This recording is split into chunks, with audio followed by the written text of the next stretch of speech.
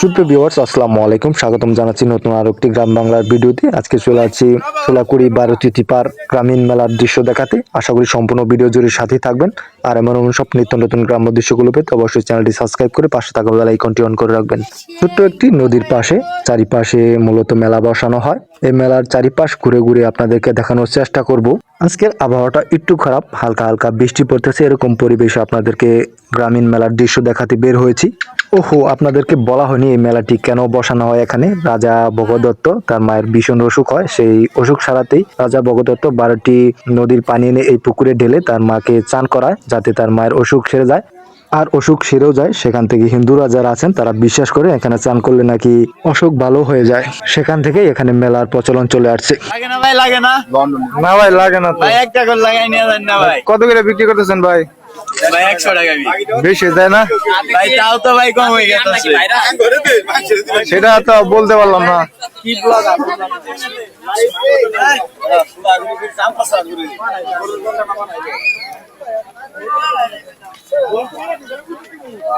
দোকান পাই কিচ্ছু নাই।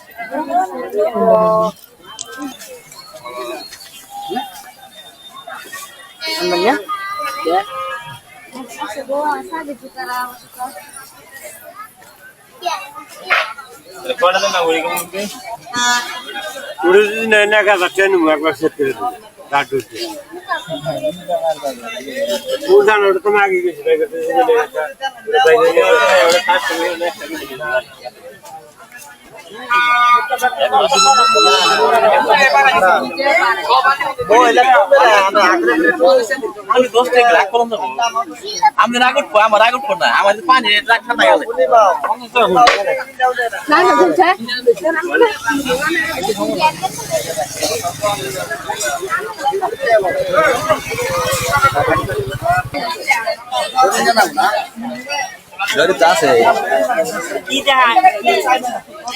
নাড়া করে না মধুর দেওয়ার না তুমি।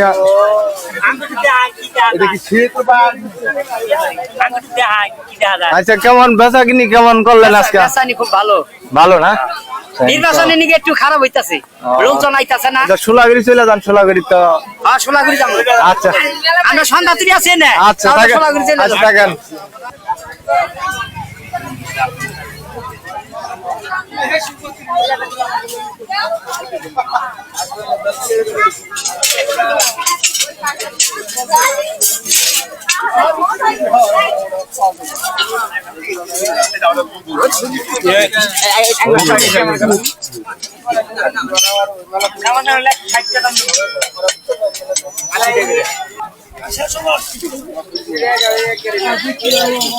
আচ্ছা, কেন মানুষ দিচ্ছে